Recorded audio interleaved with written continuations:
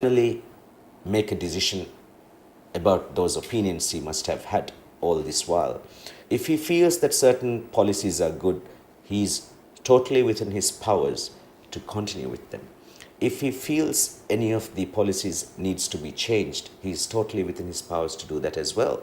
And if he wants to even abandon some of the policies, he's totally within his powers to do that as well. So it's very much up to President Wahid and his new cabinet that would be set up hopefully soon, that would want to do an audit of these policies and see what needs to be continued and what needs to be seized or what needs to be dropped.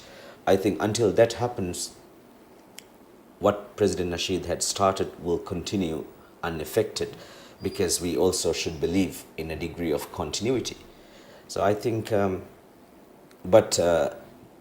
kind of serious damage that has come to this economy during the period of 3 years, I don't think can be rectified in 1.5 years, or sometimes even in 5 years, because President Nasheed's economic policy was a total 180-degree turn in some aspects, and he has implemented them, made commitments on those policies.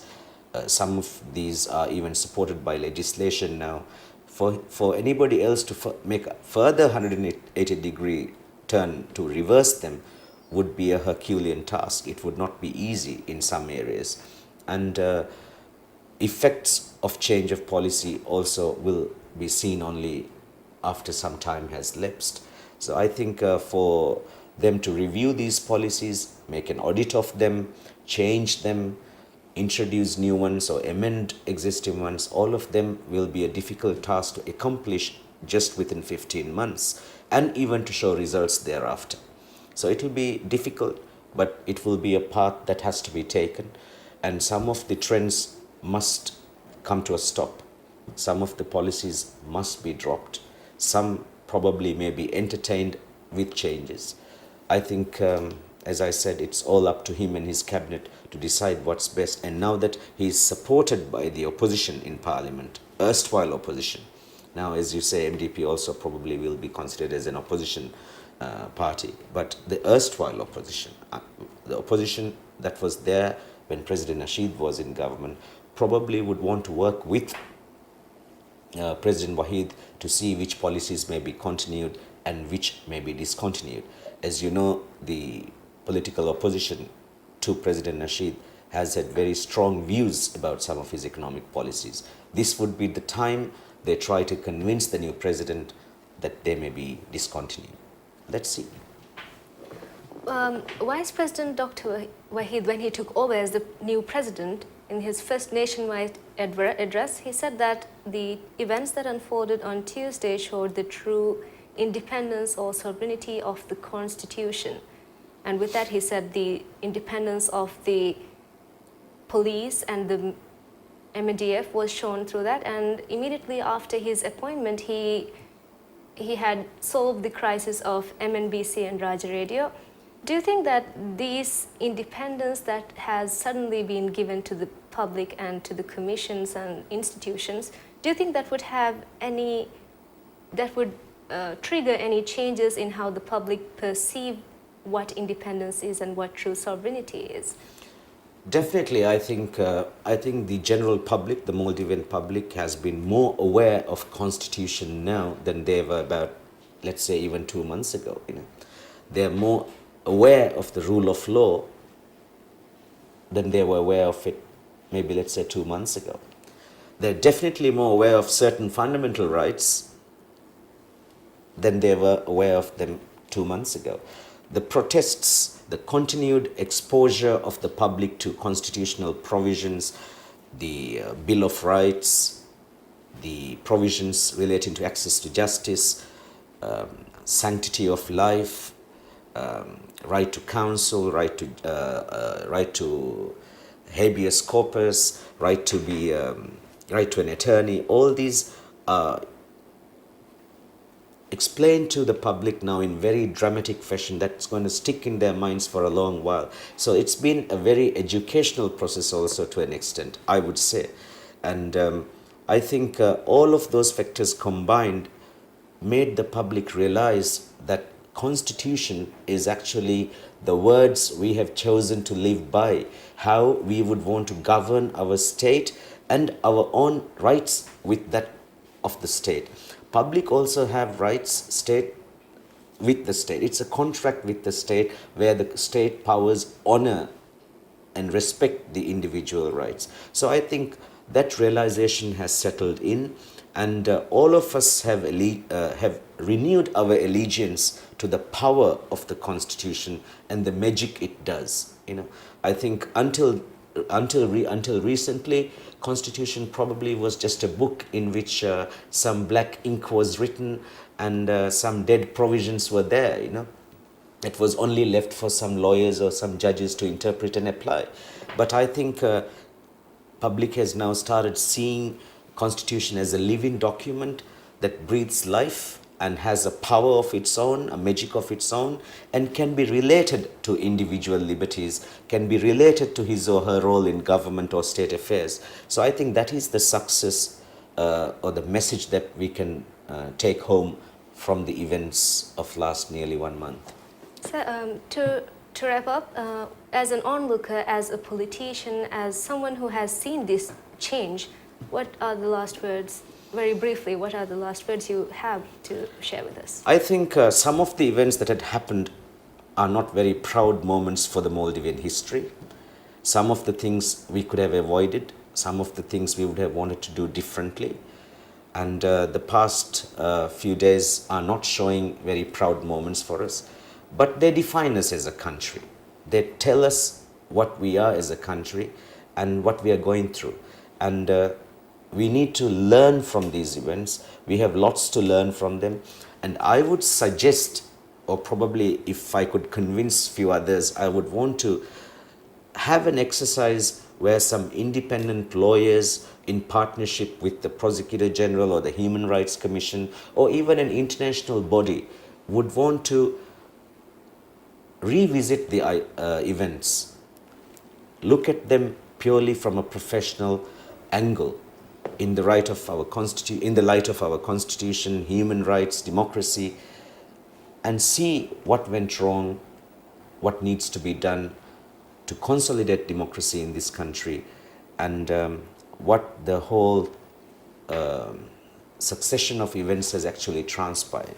So I think a group of professional people, credible people, need to do an independent assessment of the events that had happened in this country and see who is wrong, who is to be blamed, where the fault was, where the fault could have been rectified, and what went wrong in this country. What made President Nasheed go home?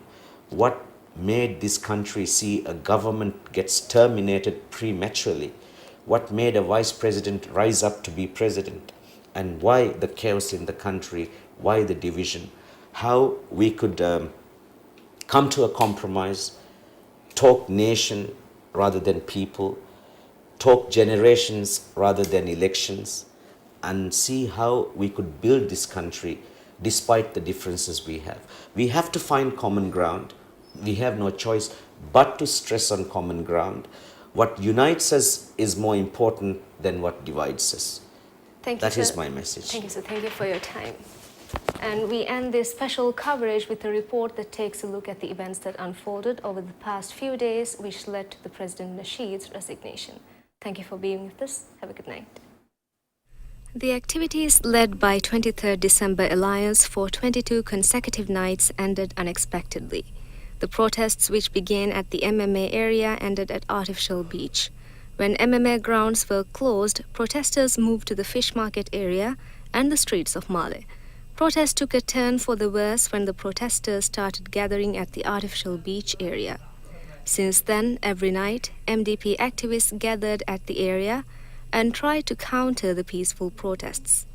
The protests, which were being held to oppose the unlawful arrest and detention of Criminal Court Chief Judge Abdullah Muhammad on the orders of former President Mohammad Nasheed, ended in the most unexpected manner. Like other nights, on the 6th, when 23rd December Alliance members of the public and opposition parties gathered at the Artificial Beach area to continue the protests, MDP activists were already gathered there.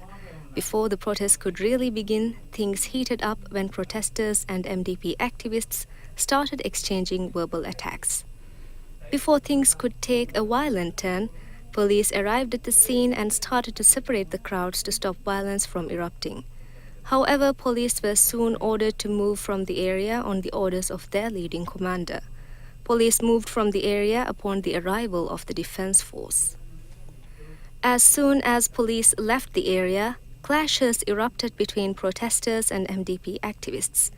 While they were throwing stones and other objects at each other, the defense forces stood idly by. Police who left the area suddenly arrived at the scene and started to control the violence. When police officers left the area, their discontent was clearly evident from their faces. The police force marched to the Republic Square, and the events that took place after that would not have been predicted by anyone. They started protesting the unlawful orders that were being issued to them by the government.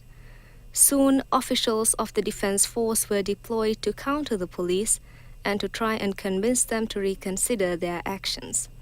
However, the number of protesting police officers kept increasing. Then recently resigned President Mohammad Nasheed even attended the protest and asked the police to drop their arms and to give in to the MNDF, promising them no harm if they did that. When he attended the protest, neither the police commissioner Ahmed Fasih nor Home Minister Hassan Afif had addressed the situation. Police, however, did not allow Nasheed to address them and called on the authorities to free the uniformed bodies. At around 8 o'clock in the morning, the first clashes erupted between police and the armed forces.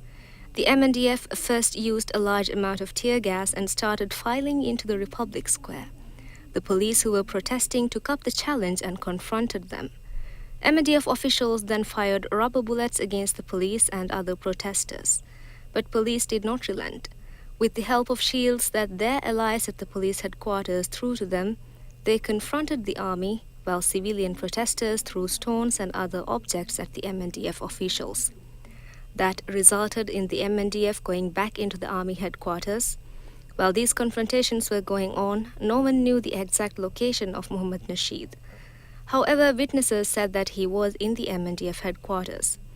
Suddenly, celebratory cheers erupted in the Republic Square when some officials of the police defected to the opposition.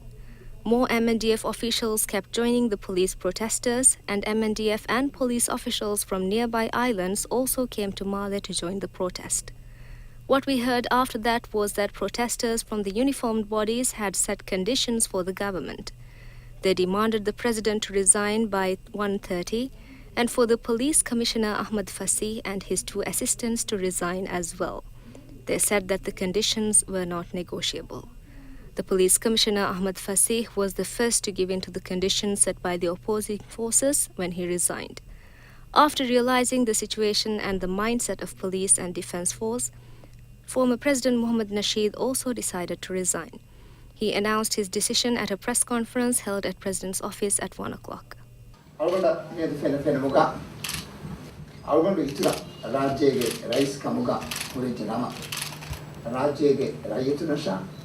Adi Rajya etat ginaguna jelluntuke vidana kama aluganda fena tiwe alugandu mirajege raisu jumhuriya kamu nietu feshke istifati. Although he announced that he resigned voluntarily, less than 24 hours into his resignation, President Nasheed and his allies started claiming that he was forced to resign at gunpoint.